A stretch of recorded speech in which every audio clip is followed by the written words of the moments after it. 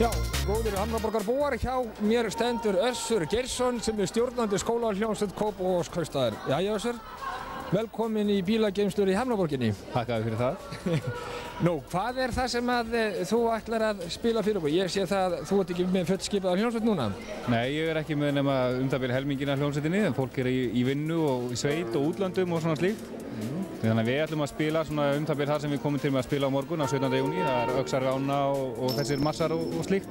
Já, gaman að heyra það. Hvernig hefur starfið hjá okkur gengið núna í vetur? Bara búið að ganga mjög vel í vetur. Ég sé að þú ert komin með fínan búning. Hvenær fenguð þið þetta uniform? Það rétt það bil ár síðan að eldri sveitin komst í þetta uniform. Yngri sveitin fekk sín búning núna fyrir mánuði síðan, tæpu mánuði síðan. Þetta það sem að foreldrafélagið hefur unnið að fyrir okkur. Já, það þeir sem að standa í bak við ykkar starfsmanna að fjármagna búningu, kaupa og þess aftar. Já, ég eru svona mér til aðstofar með þessa hluti. Og hvað það núna fyrsta lagi sem að þið hugsið ykkur að spila fyrir okkur? Við skulum bara byrja á Öxar, Rána. Byrja á Öxar, Rána. Allt þessi fína. Gjörðu það svo vel.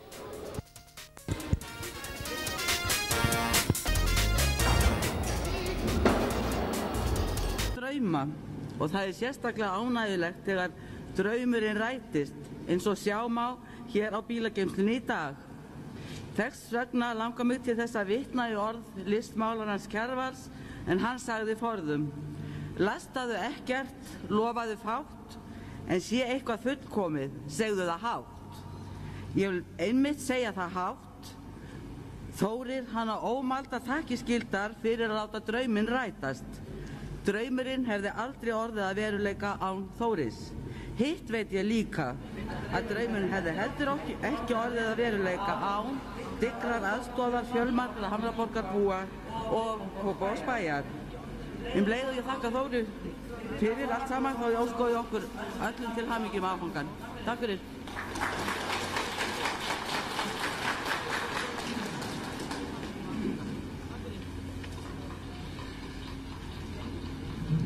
Bæjarstjóri, formaður bæjarráðs, Hamraborgarbúar og aðrir gestir. Í þjóðsögum Jóns Árnasonar þess getið að Álfaborg ein, klettur mikill, líkur Hörgborg standi fyrir botni Borgarfjarðar í Múlasýslu, sem verið að lýsa Hamraborgin okkar. Í sögunni segir að borgin sé að giska 6 til 8 faðma á hæð, en hér með 24 faðma að ummáli. Brekka víðast að neðanverðu, en klettar fyrir ofan og þó víða uppgöngur. Meður uppi á borginni og gras torfur. Álfaborg var hún kölluð af því það var alþýðutrú að það væri höfuðból æðstu álfa og höfðingja huldufólks og var geysimakt. Þó við séum ekki af álfakyni, eigum við ýmislegt sameiginlegt með þeim íbúum sem væntanlega voru í þessum hömrum. Það varðar húsakynnin að undanskildu því að við byggðum okkar eigin borg og erum ávallt sýnilegir Guði og mönnum. Ekki þess getið í sögunni hversu erfiðlega hafi gengið að reisa þessa álfaborg, en við húseigendur og íbúar í Hamraborginni höfum þá sögu að segja að ekki gekk það þrautalaust að ljúka við þetta mannvirki. En það tók þó satt. Þann 27.9.1972 voru undirritaðir samningar á milli byggingaraðila og bæjarstjórnar Kópavogskaupstaðar byggingu þessa húss og bílastæðin undir því, og einnig var kveðið á reglur nýtingu þeirra. 16. maí 1975 var stofnað félag húseigenda fyrst áfangamýbari í Kópavogi, sem var húsfélag með byggingaraðilum og þeim húseigendum höfðu fengið íbúðir sínar afhentar. Síðan voru haldin margir árangurslausir húsfélagsfundir og lagðist þetta húsfélag niður, þar að segja starfþess lagðist niður 24.3.1987. Þann 27.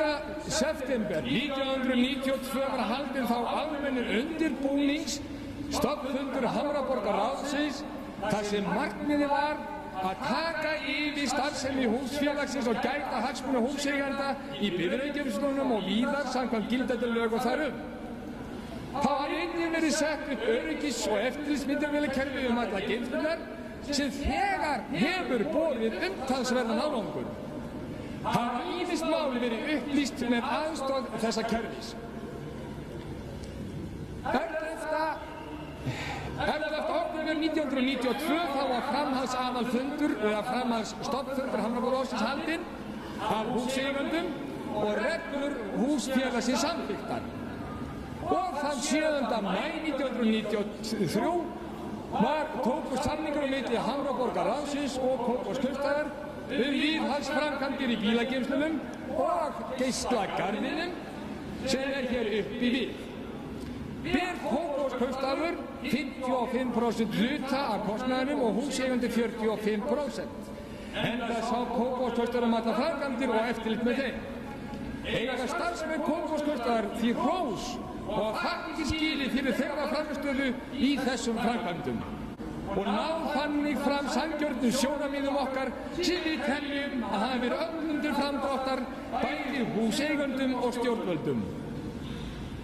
Núna verður þetta mannvirki endanlega tekið í notkun fyrir almenning, svo almenningsgarður og geislagarður sem inni í byggingunum miðri, eins og segir í sögunni, og verður þessum áfanga fagnað þá sérstaklega af Hamraborgarbúum þar sem þeir hafa búið við óviðunandi aðstæður á þessu svæði undanfarin 18 ár.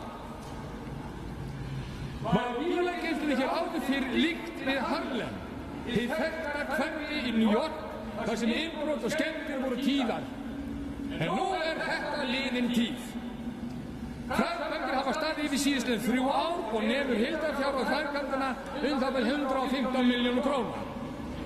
Ég vil sérstaklega fyrir hönd allra húseigenda þakka bæjarstjórn Kópavogskaupstaðar allri fyrir þennan mikla áfanga sem hér verður tekin í notkun í dag. Það má ekki skilja mín orð svo að fyrir þá erfiðleikum sem við höfum staðið í að það sé öðrum að þakka. Það því ástæða að óska öllum Kópavogsbúum til hamingju með þennan nýja miðbæ og vona að þeir megi lengi og vel njóta. Og viljum því biðja Sigurð Geirdal bæjarstjóra að gera svo vel og koma hérna fram og taka svo þessa geymslu hérna í notkun með formlegum hætti. Takk fyrir.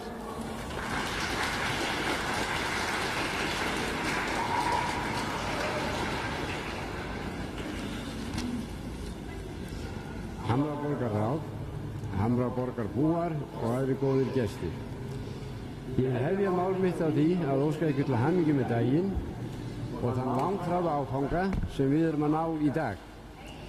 Þessar hamingjuóskir ná einnig til allra sem á miðbæjarsvæðinu vinna og þeirra... Heyrist ekki? Hvað það? Það var það.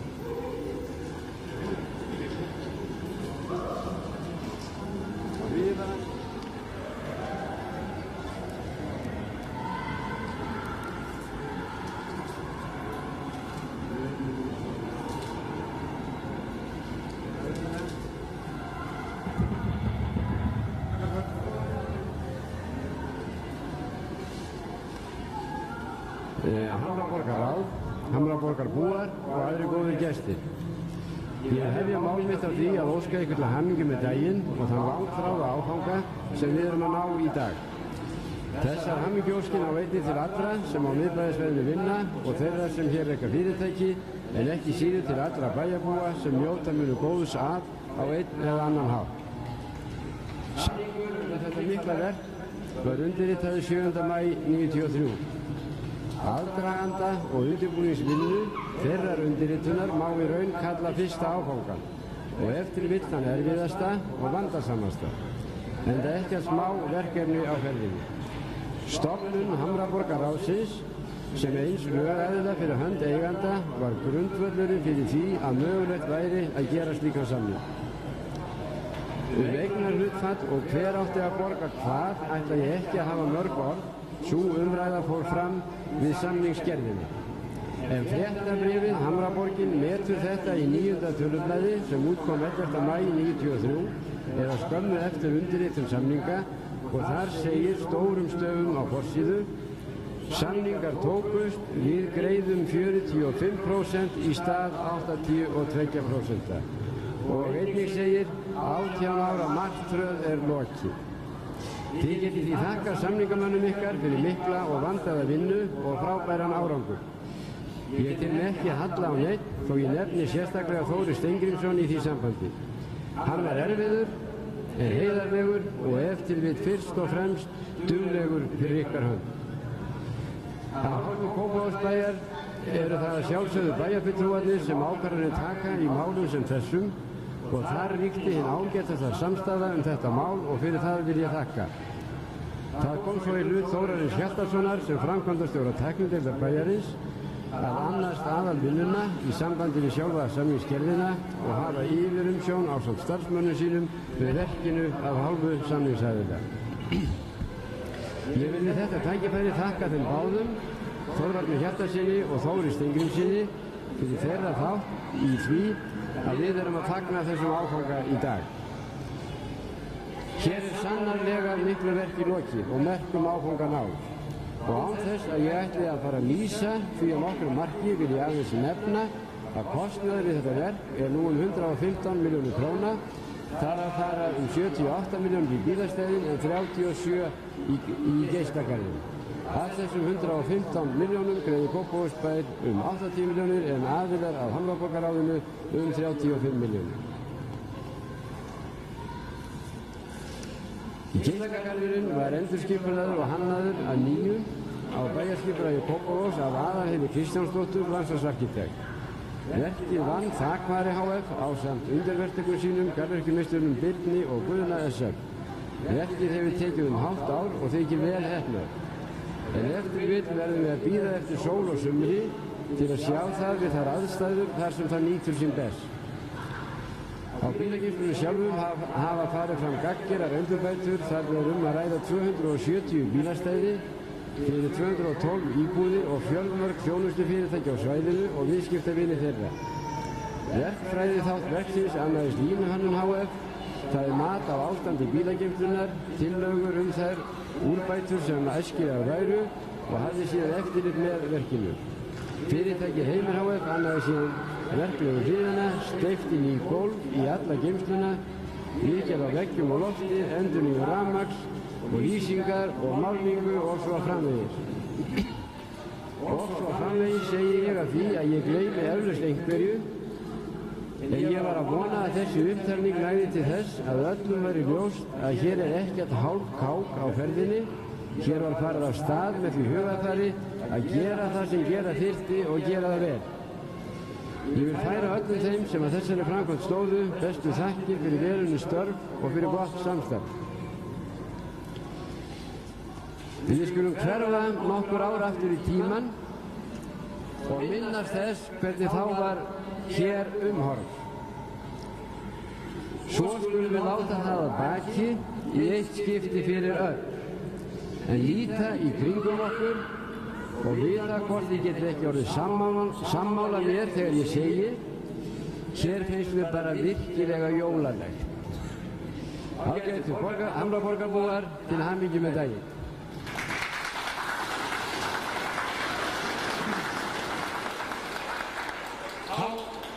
Langar mig að biðja fulltrúa bæjarstjórnar að koma hérna og taka við skærunum og lappa svo menni hérna af andirinu og klippa á græna borðan og hleypa þannig umferðinni í gegn.